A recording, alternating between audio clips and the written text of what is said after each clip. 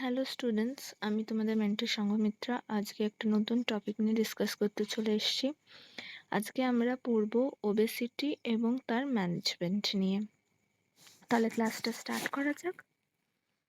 দেখো, প্রথমেই কি আছে না, ইটিওলজি অফ ওবেসিটি। ওবেসিটি কি থেকে হয়? প্রথম দেখো কি বলছে না, ফার্স্ট ফ্যাক্টর হলো genetic factor. Family history increases risk. ঠিক আছে, কারোর যদি ফ্যামিলি হিস্ট্রিতে ওবেসিটি থাকে সেই ক্ষেত্রে কিন্তু তার হবার চান্সেস বেড়ে যায়। এফটিও জিন mutation affect appetite and metabolism. FTO জিন মিউটেশন মানে কি না, ফ্যাট আর ওবেসিটি রিলেটেড যেই জিন, সেই জিনে যদি মিউটেশন হয় সেইটা কিসে অ্যাফেক্ট করে? অ্যাপেটাইট আর মেটাবলিজমকে অ্যাফেক্ট করে। সেই ক্ষেত্রেও কিন্তু ওবেসিটি হওয়ার চান্সেস অনেক বাড়ে। Leptin deficiency or resistance leads to over eating. ঠিক আছে, লেপটিনের ডেফিসিয়েন্সি বা লেপটিন যেটা আমাদের স্যাটাইটি হরমোন, যেটা আমাদের স্টামাক ফুল ফিল করাতে হেল্প করে, সেই লেপটিন হরমোনের যদি ডেফিসিয়েন্সি হয় বা যদি রেজিস্ট্যান্স হয় বডিতে, সেই ক্ষেত্রে কিন্তু বডি বুঝতে পারে না এবং ওভার ইটিং হয়। আরেকটা কি বলছে, লো বেসাল মেটাবলিক রেট। যাদের বিএমআর লো হয় তাদেরও কিন্তু ওবেসিটি হওয়ার চান্সেস থাকে। নেক্সট কি বলছে, নেক্সট ফ্যাক্টর হলো age. BMR decreases with age. BMR এজের সাথে সাথে কমতে থাকে। আর আমরা আগেই কি বললাম যে লো বিএমআর হলে ওবেসিটির চান্স থাকে, তাই এজের সাথে সাথে যখন বিএমআর লো হয় তত ওবেসিটি হওয়ার চান্স বেড়ে যায়। Reduced activity and muscle mass. Activity কমে গেলে এবং মাস যদি কমে যায় সেই ক্ষেত্রেও কিন্তু ওবেসিটি হওয়ার চান্সেস থাকে। তারপর কি বলছে, ফ্যাট রিডিস্ট্রিবিউশন সেন্ট্রাল ওবেসিটি। ঠিক আছে, তো ফ্যাটের ডিস্ট্রিবিউশন কেমন সেই অনুযায়ীও কিন্তু বোঝা যায় যে ওবেসিটিটা হবে কি হবে না, এবং এই ফ্যাটের এজের সাথে ফ্যাট রিডিস্ট্রিবিউট হয়।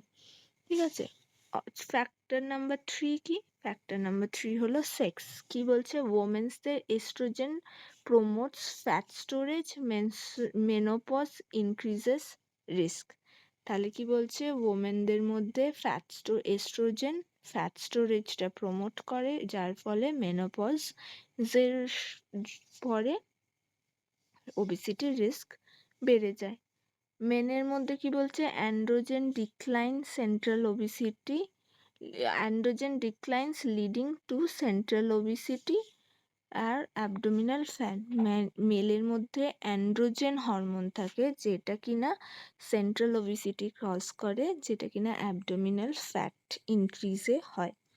ঠিক আছে, তাহলে নেক্সট ফ্যাক্টর কি, ইটিং হ্যাবিটস। ইটিং হ্যাবিটস কি বলছে, high calorie fatty sugary foods খেলে হয়, ইরেগুলার মিল বিঞ্জ ইটিং করলে হবে, ইমোশনাল ইটিং বা স্ট্রেস ইটিং বা বোরডাম ইটিং করলে, এই ইটিং হ্যাবিটসগুলো থাকলেও কিন্তু ওবেসিটি হয়। অপশন ফ্যাক্টর 5 কি, ফিজিক্যাল ইনঅ্যাক্টিভিটি।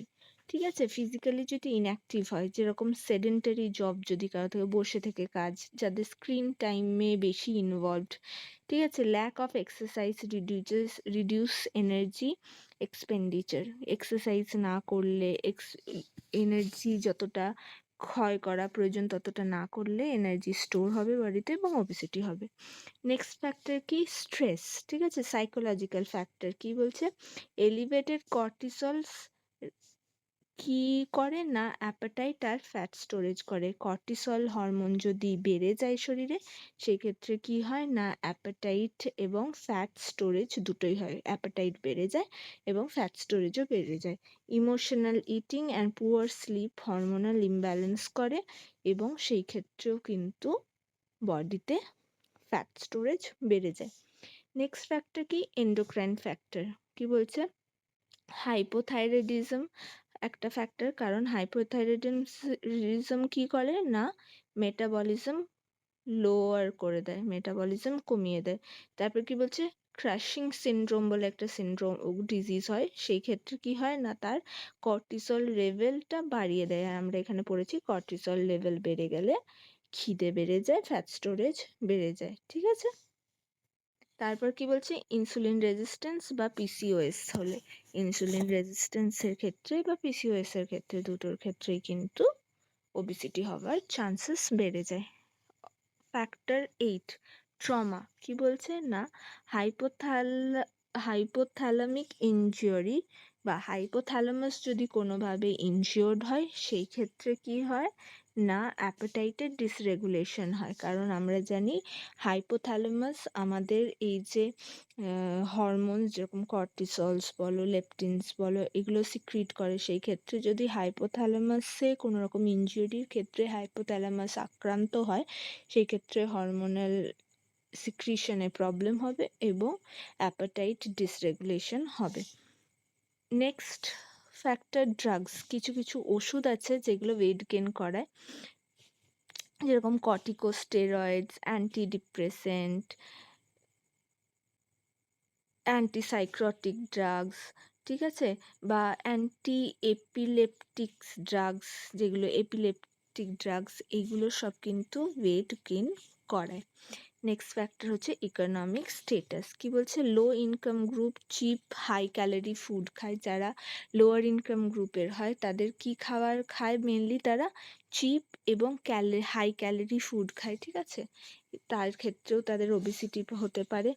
আর হাই ইনকাম গ্রুপের ক্ষেত্রে কখন ওবেসিটি হবে, হাই ইনকাম গ্রুপের ক্ষেত্রে ওবেসিটি হবে যখন তারা ওভার ইটিং করবে আর সেডেন্টারি লাইফস্টাইল লিড করবে, ঠিক আছে। এইগুলো হলো কোন কোন কারণে ওবেসিটি হতে পারে। নেক্সট আমরা কি দেখব না ওবেসিটি অ্যাসেসমেন্ট আমরা কি করে করব, কি করে ওবেসিটি চেক করব।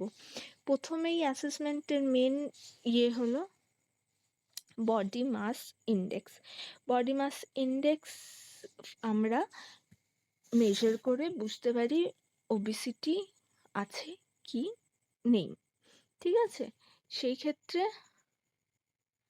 কি করে আমরা বুঝবো ওবেসিটি, বডি মাস ইন্ডেক্সের ফর্মুলা কি, weight in kg by height in metre square, ঠিক আছে। নর্মাল বডি মাস কি না 18 থেকে 24 অবধি, এর বেশি যদি হয় সেই ক্ষেত্রে কিন্তু সেটা ওবেসিটি হবে। তারপর কি বলছে না ওয়েস্ট সার্কামফারেন্স কি না কোমরের সার্কামফারেন্স মেজার করে আমরা ওবেসিটি মেজার করতে পারি। মেনের ক্ষেত্রে গ্রেটার দ্যান 120 সেন্টিমিটার যদি হয় তাহলে রিস্ক অফ ওবেসিটি আছে, আর ওমেনের ক্ষেত্রে গ্রেটার দ্যান 88 সেন্টিমিটার হলে রিস্ক অফ ওবেসিটি আছে। নেক্সট কিসে বার করতে পারি না ওয়েস্ট হিপ রেশিও। মেনের ক্ষেত্রে গ্রেটার দেন 1 যদি হয় সেই ক্ষেত্রে অ্যান্ড্রয়েড ওবেসিটির চান্স আছে, আর ওমেনের ক্ষেত্রে গ্রেটার দেন 0.85 যদি হয় সেই ক্ষেত্রে কিন্তু তাদের অ্যান্ড্রয়েড ওবেসিটি হওয়ার চান্সেস আছে। এই ওয়েস্ট হিপ রেশিও কিন্তু আমাদের অ্যান্ড্রয়েড ওবেসিটির অ্যাসেসমেন্ট করতেই হেল্প করে। নেক্সট কি বলছে স্কিন ফোল্ড থিকনেস, ঠিক আছে। সাবকিউটেনিয়াস ফ্যাট আমরা মেজার করি কি না স্কিন ফোল্ড ক্যালিপার দিয়ে, এবং তাতেও ওবেসিটির অ্যাসেসমেন্ট করা যেতে পারে। নেক্সট কি না বায়ো ইলেকট্রিক ইন্ডিপেন্ডেন্ট অ্যানালিসিস বলে, এইটা একটা টেস্ট বিআইএ। এই ক্ষেত্রেও আমরা কিন্তু বডির ফ্যাট মাসকে ডিটেক্ট করতে পারি এবং ডিটেক্ট করতে পারি ওবেসিটির চান্সেস আসে কিনা। নেক্সট কি না ইমেজিং ছবির ক্ষেত্রে, সেটা কি বলছে না DEXA scan, city, MRI for fat distribution. এই ডেক্সা স্ক্যান বা সিটি স্ক্যান বা এমআরআই স্ক্যান দিয়ে আমরা বডিতে কেমন ফ্যাট ডিস্ট্রিবিউশন আছে সেটা আমরা দেখতে পারি।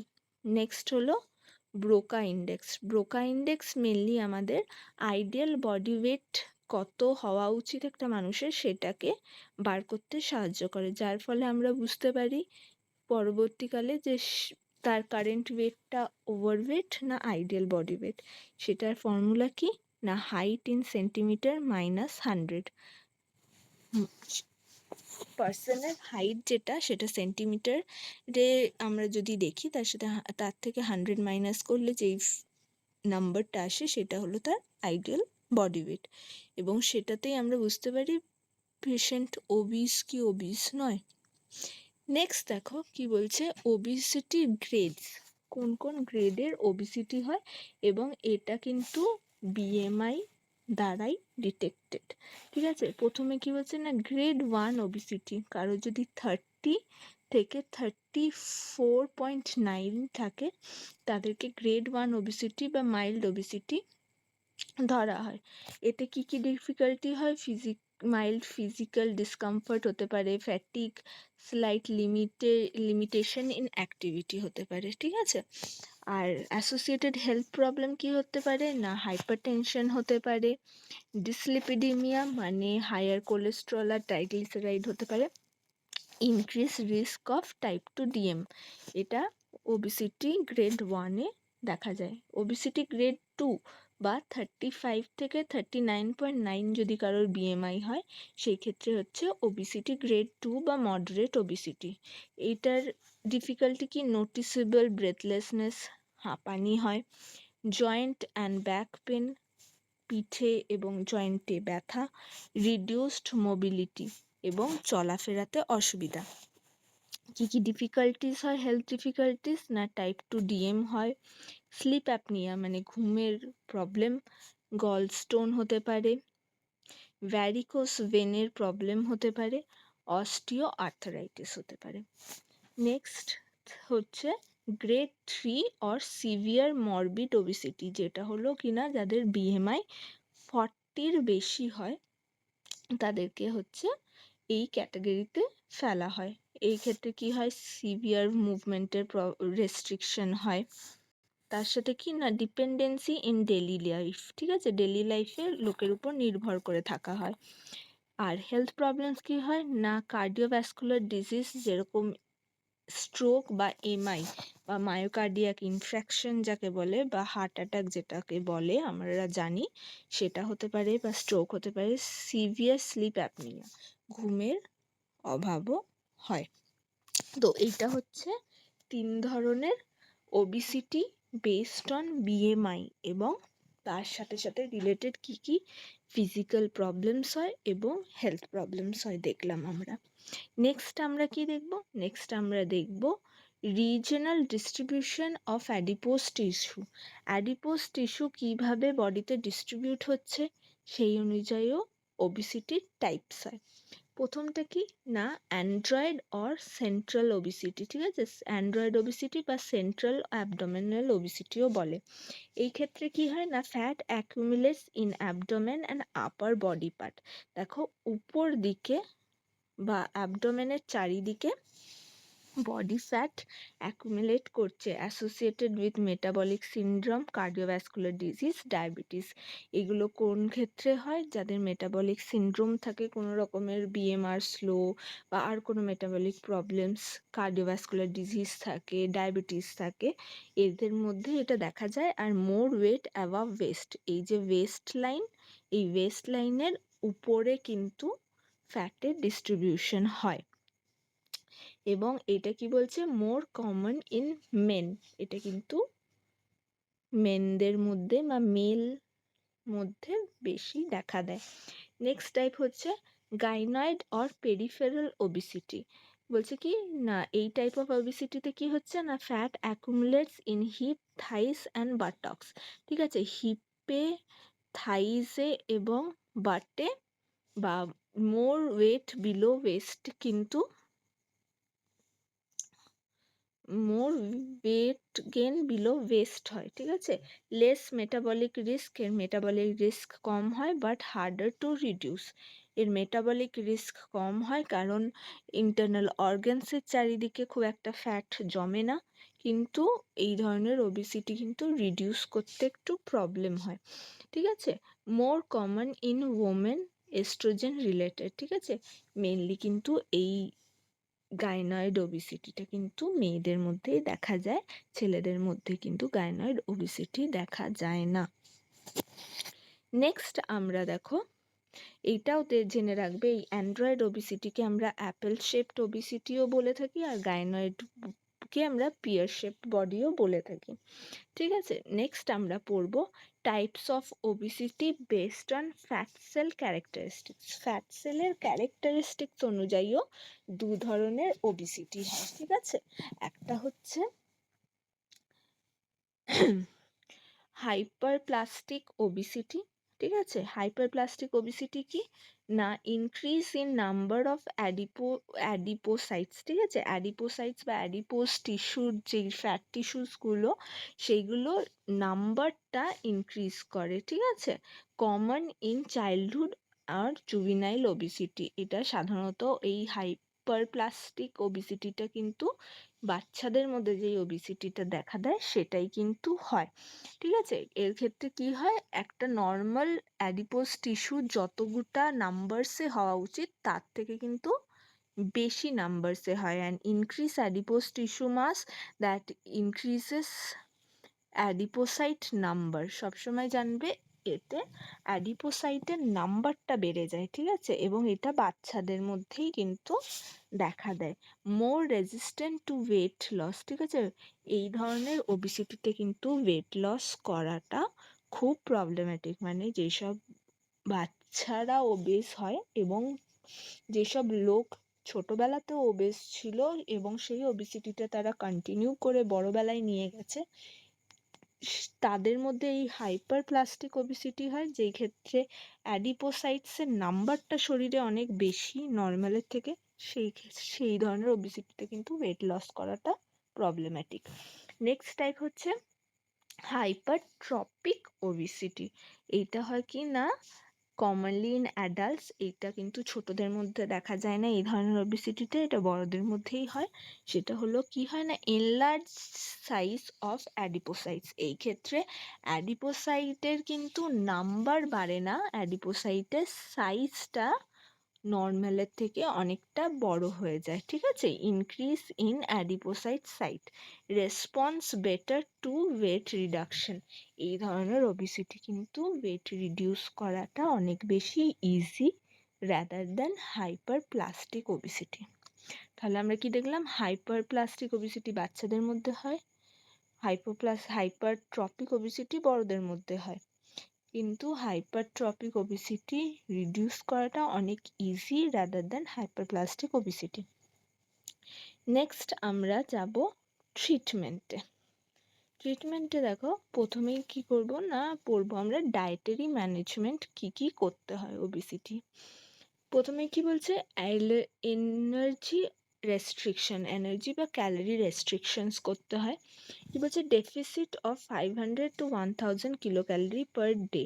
ঠিক আছে, এনার্জি ডেফিসিট একটা ডায়েট মেনটেন করতে হয়, যেটা নর্মালের থেকে 500 to 1000 কিলো ক্যালোরি ডেফিসিট বা কমতি এনার্জি ইনটেক করতে হবে।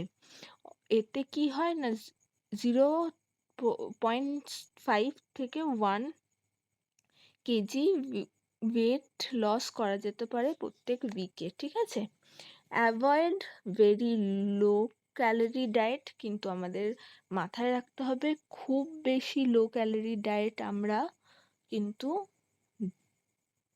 পেশেন্টকে দিতে পারবো না। খুব বেশি লো ক্যালোরি ডায়েট বলতে কি বোঝাচ্ছে না, 800-এর বেশি কিন্তু আমাদের কিলো ক্যালোরি পার ডে রাখতে হবে। মানে যতই আমরা ডেফিসিট করি 500 বা 1000-এর, আমাদের কিন্তু 800-এর নিচে কিন্তু ক্যালোরি পেশেন্টকে দেওয়া যাবে না। ঠিক আছে, আর শুধু ক্লিনিক্যাল সুপারভিশনেই কিন্তু আমাদের এটা করতে হবে, যাতে, কারণ কি, কারণ এই যে এনার্জি ডেফিসিট করা হয় তাতে কিন্তু কিটোসিস আর নিউট্রিয়েন্ট ডেফিসিয়েন্সি কিন্তু চান্সেস অনেক থাকে। তাই ক্লিনিক্যালি অ্যাপ্রুভড সুপারভিশনেই কিন্তু এই ডেফিসিট করা উচিত। নেক্সট কি বলছে না, ম্যাক্রোনিউট্রিয়েন্ট কম্পোজিশনে কি কি চেঞ্জ করতে হবে। না, carbohydrate 50 to 55% of total kilo calorie আমরা নিতে পারি।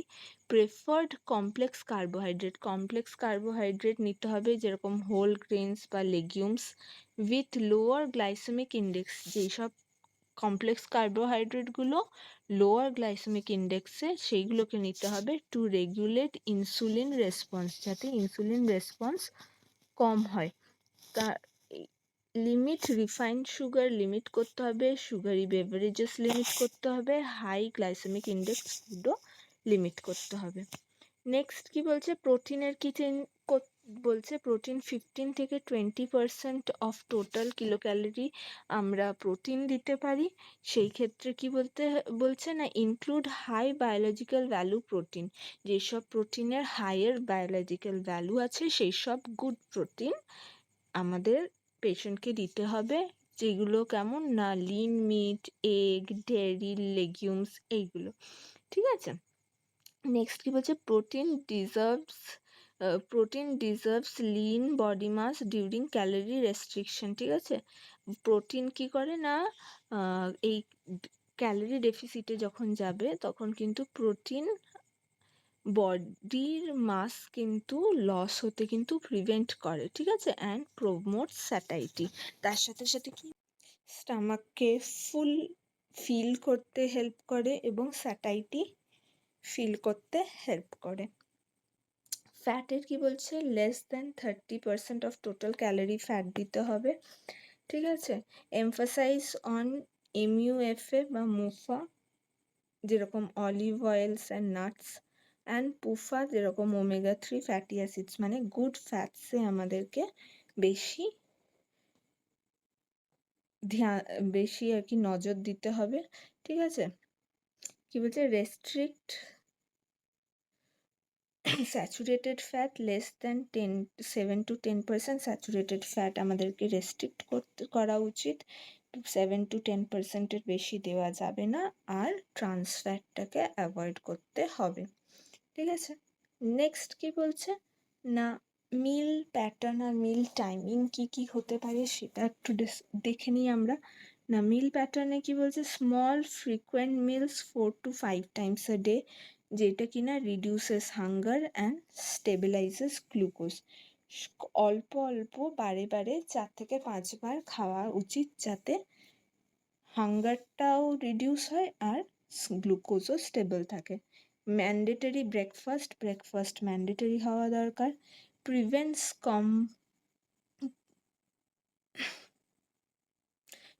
Compensatory over eating letter in day.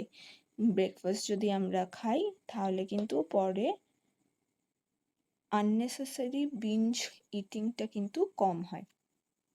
Early dinner 2 to 3 hours before slip.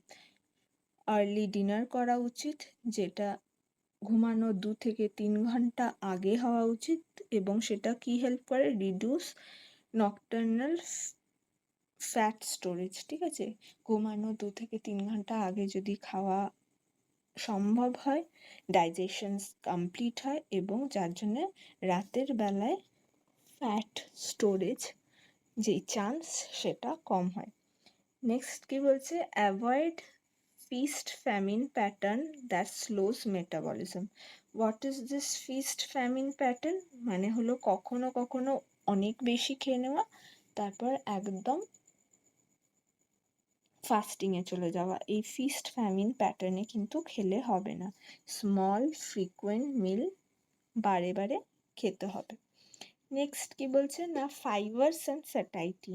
Dietary fibres 25 থেকে 30 গ্রাম পার ডে ইনটেক করতে হবে, স্পেশালি সলিউবল ফাইবার, যেরকম ওটস, লেগিউমস, ফ্রুটস এক্সেট্রা। এইটাতে কি হেল্প হবে না, স্লো গ্যাস্ট্রিক এমটিং হবে। ফাইবার যদি আমরা ঠিকঠাক বেশি ইনটেক করি, যার ফলে এনহ্যান্স হবে স্যাটাইটি, পেট ভর্তি ভাবটা অনেকক্ষণ থাকবে, এবং রিডিউস করে এই ডায়েটারি ফ্যাট কিন্তু বডিতে LDL কোলেস্ট্রলও রিডিউস করে, যেটা কিন্তু ওবেসিটির একটা লক্ষণ, তার সাথে সাথে কোমরবিডিটি ডিজিজেরও একটা রিস্ক ফ্যাক্টর। নেক্সট কি বলছে না, fluid and hydration. Water intake করতে হবে প্রায় 2 to 3 litre per day. Avoid calorie dense fluid যেরকম সফট ড্রিঙ্কস, অ্যালকোহল, সেগুলোকে অ্যাভয়েড করতে হবে। Water promotes satiety and reduces calorie intake. Water আমাদের স্টামাক ফুলনেসটা বাড়ায় এবং তার সাথে সাথে কিন্তু ক্যালোরি ইনটেক কমায়। তার সাথে সাথে ওয়াটার এটাও করে না, আমাদের মেটাবলিক রেটটা কিন্তু ইনক্রিজ করতে হেল্প করে। Next, portion control and behaviour. ঠিক আছে, ইউজড মেজার সার্ভিং, মেজার করে খাওয়া উচিত। স্মলার প্লেটস, কম পরিমাণে, টু রিডিউস ইনটেক সাবকনশিয়াসলি। অবচেতন মনে বেশি খাওয়া যাতে না হয়ে যায় সেই জন্যে ছোট সার্ভিংসে খাওয়া নেওয়া উচিত। মাইন্ডফুল ইটিং করা উচিত। Focus on slow disturbance free eating to improve satiety recognition. আমাদের ডিস্টারবেন্স না, টিভি না দেখে, কম্পিউটার বা মোবাইলে ইনভলভ না হয়ে স্লো ফোকাসড ইটিং যদি করা হয় সেই ক্ষেত্রেও কিন্তু বডিতে স্যাটাইটি লেভেল, ফুলনেস লেভেলটা কিন্তু ইজিলি আসে এবং এটাকেই মাইন্ডফুল ইটিং বলে। ঠিক আছে, maintain food diary, self monitoring tools. Food ডায়েরিও অনেক ক্ষেত্রে রেকমেন্ড করা হয় এইরকম পেশেন্টদের, ওবেস পেশেন্টদেরকে, যাতে তারা ফুড ডায়েরি মেনটেন করে কিংবা কোনো সেলফ মনিটরিং টুল যেরকম অ্যাপস বা ক্যালোরি লগস মেনটেন করে। এই ক্ষেত্রে কি হয় না, ডায়েটারি ফলো আপে হেল্প হয়, প্লাস নিজেদেরও একটা ডিপেন্ডেন্সড হয়, তারা নিজেদের ওয়েট লস ম্যানেজমেন্টে বা ওয়েট লস জার্নিতে নিজেদের ইনভলভমেন্টটাও হয়। তার সাথে সাথে পরবর্তী ক্ষেত্রে কাউন্সিলিং, ডায়েটারি কাউন্সিলিংয়েও এই ডায়েরি মেনটেনটা হেল্প করে। নেক্সট আসছে কি গ্লাইসেমিক ইন্ডেক্স অ্যান্ড লোড। ঠিক আছে, favour low glycemic food mainly খাওয়া উচিত, যেরকম brown rice, legumes, to reduce postprandial glucose spike and appetite. ঠিক আছে, রিডিউস করার পোস্টপ্রান্ডিয়াল গ্লুকোজ স্পাইকটা রিডিউস করার জন্য লোয়ার জিআই ফুড নেওয়া উচিত। Avoid high GI process food like white bread, sugary snacks that stimulate hunger. ঠিক আছে, যেই হাই জিআই ফুড যেগুলো খিদে বাড়িয়ে দেয় সেই রকম খাবার অ্যাভয়েড করা উচিত। নাম্বার 8 কি রেকমেন্ডেড ডায়েটারি প্যাটার্ন। ঠিক আছে, কিছু কিছু ডায়েট আছে যেগুলো ওবেসিটিতে মেনলি ফলো করা হয়, পার্টিকুলার কিছু কিছু ডায়েট প্যাটার্ন, সেগুলো ফলো করা যেতে পারে। যেরকম কি না, মেডিটেরেনিয়ান ডায়েটে কি হয় না, রিচ ইন মুফা থাকে, vegetables, fish, whole grains, cardio protective diet এটা। ঠিক আছে, মেডিটেরিয়ান ডায়েট ফলো করা যেতে পারে, যার ফোকাস হলো মনোআনস্যাচুরেটেড ফ্যাটি অ্যাসিডের উপর, তার সাথে ভেজিটেবলস, ফ্রুটস আর হোল গ্রেনসের উপর। এবং এর সাথে এই ডায়েট ফলো করলে শুধু শুধু ওবেসিটিও নয়, কার্ডিয়াক প্রোটেকশনও হয়। নেক্সট আরেক ধরনের ডায়েট কি না, ড্যাশ ডায়েট। ঠিক আছে, ড্যাশ ডায়েট কিন্তু কিসে ফোকাস করে, লো সোডিয়াম আর হাই ফ্রুট অ্যান্ড ভেজিটেবল ইনটেকে ফোকাস করে এবং এটা কিন্তু সুইটেবল ফর ওবেস হাইপারটেনসিভ পেশেন্টদের জন্য কিন্তু এটা খুব দরকার, কারণ ড্যাশ ডায়েট আমরা জানি কি না হাইপারটেনশন কন্ট্রোলিং ডায়েট। তাই যেই সব ওবেস পেশেন্টদের হাইপারটেনশন আছে তাদের জন্য কিন্তু ড্যাশ ডায়েটটা খুব ভালো। নেক্সট কি বলছে না, high protein moderate carb diet. ঠিক আছে, আমরা হাই প্রোটিন মডারেট কার্ব ডায়েটও ইউজ করতে পারি পেশেন্টদের জন্য। সেটার ক্ষেত্রে কি না, বেনিফিশিয়াল ইন ইমপ্রুভ স্যাটাইটি। আমরা জানি প্রোটিন স্যাটাইটি লেভেল আমাদের ইমপ্রুভ করে এবং মেটাবলিক মার্কার্স সিলেক্টেড কেসে বেনিফিট করে, সেই জন্য হাই প্রোটিন এবং মডারেট কার্ব ডায়েটও আমরা রেকমেন্ড করি ওবেস পেশেন্টদের। নেক্সট কি বলছে, ডায়েটারি ডুজ অ্যান্ড ডোন্টস, কি কি অ্যাভয়েড আর ইনক্লুড করা যাবে সেটা আমরা দেখব। ইনক্লুডের মধ্যে কি বলছে না, high fibre food, lean protein unsaturated fats and complex carbs, ঠিক আছে? High fibre, lean meat, unsaturated fat, complex carb, control portion meal, fruits, vegetable, soup, এইগুলো আমাদের ইনক্লুড করতে হবে। আর অ্যাভয়েড কি করতে হবে না, refined carb, fried food, sugary beverage, process snack, alcohol, এইগুলো আমাদেরকে কি করতে হবে না, অ্যাভয়েড করতে হবে। নেক্সট কি বলছে না, কি ক্লিনিক্যাল কনসিডারেশন, কিছু ক্লিনিক্যাল কনসিডারেশন আছে যেগুলো একটা ওবিস পেশেন্টকে কিন্তু সবসময়ই মেনটেন করতে হবে এবং মাথায় রাখতে হবে। সেটা হলো কি, রেগুলার মনিটরিং। ওবিসিটিকে রেগুলার মনিটর করতে হবে। কিভাবে? বিএমআই বা ওয়েস্ট সার্কামফারেন্স বা লিপিড প্রোফাইল চেক করে বা ব্লাড গ্লুকোজ, এই বায়োমার্কার্সগুলো দিয়ে কিন্তু রেগুলার মনিটরিং করা দরকার ওবিস পেশেন্টদের।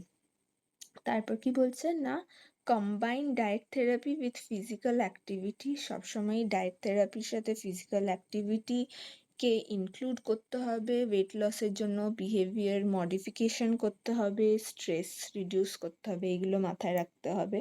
তার সাথে সাথে কি হতে হবে, ইন্ডিভিজুয়ালাইজেশন। কি বলছে না, diet plan should be patient specific, cultural adaptable and nutritionally adequate, ঠিক আছে? ইন্ডিভিজুয়ালিজমটাও খুব দরকার ওবিসিটি কমানোর জন্য, কারণ প্রত্যেক ডায়েট প্ল্যানই কিন্তু পেশেন্ট স্পেসিফিক হওয়া উচিত।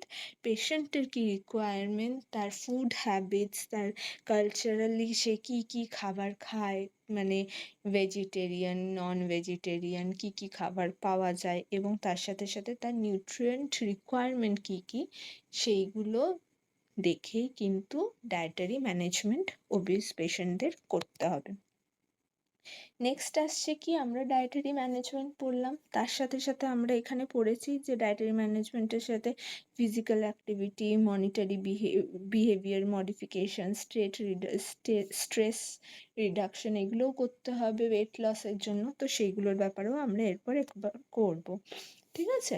কি বলছে না, ফিজিক্যাল অ্যাক্টিভিটি কি বলছে না, aerobic exercise 150 to 300 minutes per week, যেরকম ব্রিস্ক ওয়াকিং, সাইক্লিং, সুইমিং, ঠিক আছে?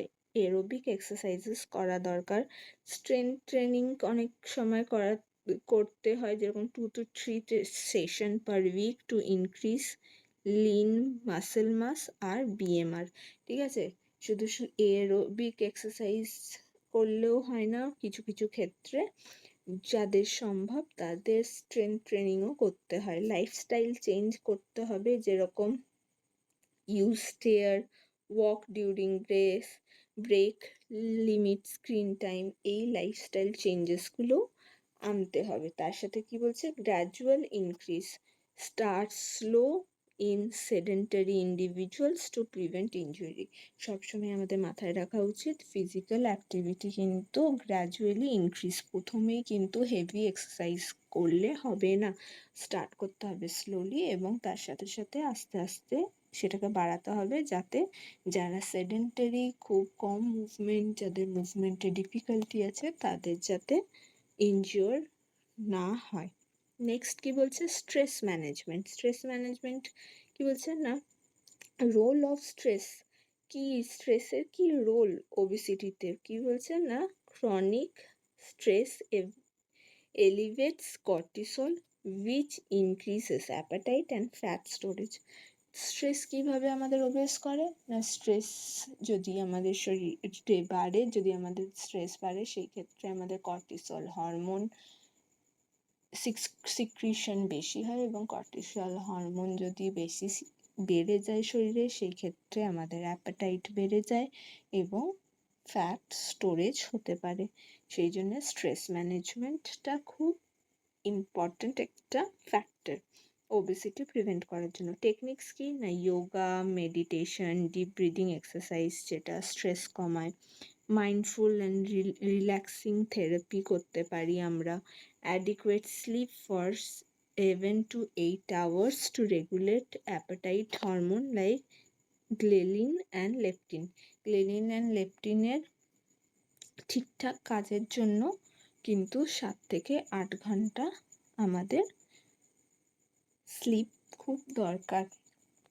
এইগুলো আমরা স্ট্রেস ম্যানেজমেন্টের জন্য করতে পারি। নেক্সট আসছে pharmacotherapy.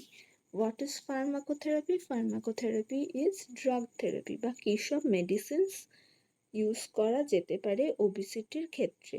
Used only in BMI greater than 30 or 27 with comorbidity. এই ফার্মাকোথেরাপি বা ওষুধ ইউজ করে বডি ওয়েট কমানো যেটা, সেটা কিন্তু কখন হবে? আফটার 30 BMI বা 27 বা 30 BMI যাদের তার বেশি তাদের, এবং তার সাথে সাথে তাদের যদি কোমরবিডিটি থাকে, যেরকম টাইপ 2 DM হলো বা CVD হলো বা হাইপার টেনশন আছে, এরকম যদি কোমরবিডিটিস থাকে সেই ক্ষেত্রে কিন্তু অনেক সময় ড্রাগ ইউজ করা যেতে পারে। ঠিক আছে, এবং সেইগুলো কিন্তু FDA অ্যাপ্রুভড ড্রাগ হতে হবে। যেরকম কি না, অর্লিস্ট্র্যাট বলে একটা ড্রাগ হয়, সেটা ইউজ করা যেতে পারে। এটা কি কাজ করে না, ইনহিবিটস ফ্যাট অ্যাবসর্পশন। ঠিক আছে, ফ্যাট অ্যাবসর্পশনটা কমিয়ে দেয়। নেক্সট কি বলছে, লিরাগ্লুটাইড বলে একটা ড্রাগ আছে, যেটাও দেওয়া হয়, প্রেসক্রাইব করা হয়। ডিলে করে গ্যাস্ট্রিক এমটিংকে আর রিডিউস করে অ্যাপেটাইটকে। ঠিক আছে,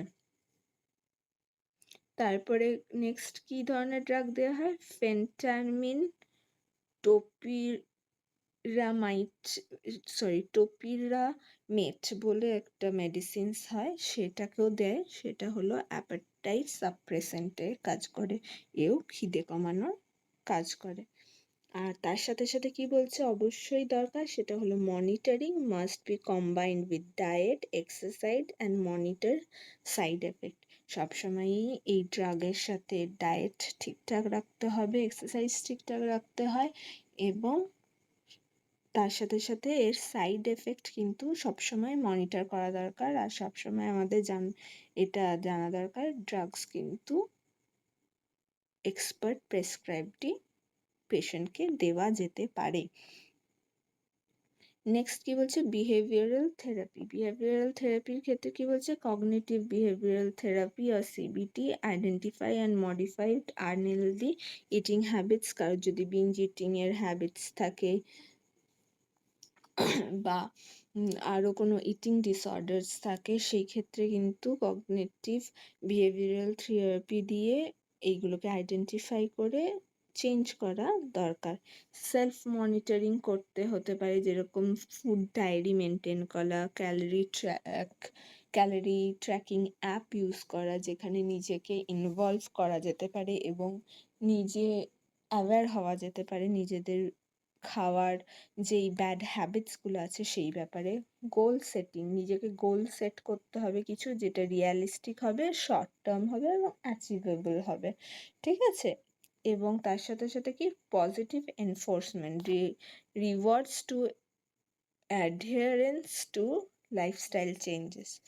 অনেক ক্ষেত্রে কি হয় না, স্পেশালি এটা ছোটদের ক্ষেত্রে হয়, যে তাকে যদি পজিটিভ রিইনফোর্সমেন্ট দেওয়া হয় তার ওয়েট লস জার্নিতে, সেই ক্ষেত্রে তারা বেশি মোটিভেটেড হয় এবং ফার্দার আরও বেশি প্রগ্রেস করে।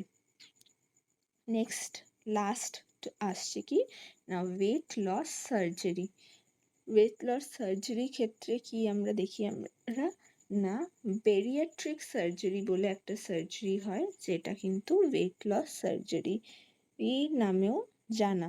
ঠিক আছে, এটা কখন হয়? when BMI is greater than 40, যাতে severe obesity or BMI is greater than 35 with comorbidity like diabetes and sleep apnea। যাদের সিভিয়ার মরবিড ওবেসিটি আছে, যেরকম গ্রেটার দ্যান 40 BMI অথবা greater than 35 BMI with comorbidity, তাদের ক্ষেত্রে কিন্তু তাদের হেলথটাকে বেটার করার জন্য এই ওয়েট লস সার্জারি বা বেরিয়াট্রিক সার্জারি কিন্তু করতে হতে পারে। টাইপস কী আছে বেরিয়াট্রিক সার্জারিতে? দেখো মেনলি দু ধরনের, একটা হলো রেস্ট্রিকটিভ সার্জারি, যেই ক্ষেত্রে কি হবে না রিডিউস স্টামাকের সাইজটা সার্জারি করে কমিয়ে দেওয়া হয়, সেটাকে বলে রেস্ট্রিকটিভ সার্জারি। আর সেকেন্ড টাইপ হচ্ছে ম্যাল অ্যাবজর্পটিভ টাইপের সার্জারি, যেই ক্ষেত্রে কিন্তু বাইপাস পার্ট অফ ইন্টেস্টাইনের কিছুটা পার্ট বাইপাস করে অন্য চ্যানেল করা হয়। ঠিক আছে, এই দুটো ধরনের সার্জারি কিন্তু অপ্ট করা যেতে পারে এবং তার সাথে সাথে কারোর ক্ষেত্রে কম্বাইন্ডও করতে হতে পারে, যেটাতে রেস্ট্রিকটিভ এবং ম্যাল অ্যাবজর্পটিভ এফেক্ট দুটোই পায়। ঠিক আছে, পোস্ট সার্জারি কিছু কিছু কেয়ার লাগে, সেটা খুব ইম্পর্ট্যান্ট বেরিয়াট্রিক সার্জারি করার পর। সেটা হলো life long vitamin and mineral supplementation পেশেন্টকে নিতে হবে। আর তার সাথে সাথে কি regular follow up for complications হলে রেগুলার ফলো আপ, এবং তার সাথে সাথে ওয়েট ম্যানেজমেন্ট কিন্তু করতে হবে। ওয়েট সার্জারি করে স্টপ করে দিলে প্রসেস হবে না, ওয়েট ম্যানেজমেন্ট উইথ ডায়েট এবং এক্সারসাইজ এবং স্ট্রেস ম্যানেজমেন্ট এগুলো সব কিন্তু কন্টিনিউ করতে হবে। তো আমরা আজকে ওবেসিটি এবং তার ম্যানেজমেন্ট, ডায়েটারি এবং অন্য অন্য ম্যানেজমেন্টের ব্যাপারে আজকে আমরা পড়লাম। আশা করি তোমাদের ক্লাসটা ভালো লেগেছে। যদি ভালো লেগে থাকে তো like and subscribe and share the class with others, যাতে তারাও হেল্প হয়। থ্যাংক ইউ এভরিওয়ান, দেখা হবে আবার নতুন একটা ক্লাসে।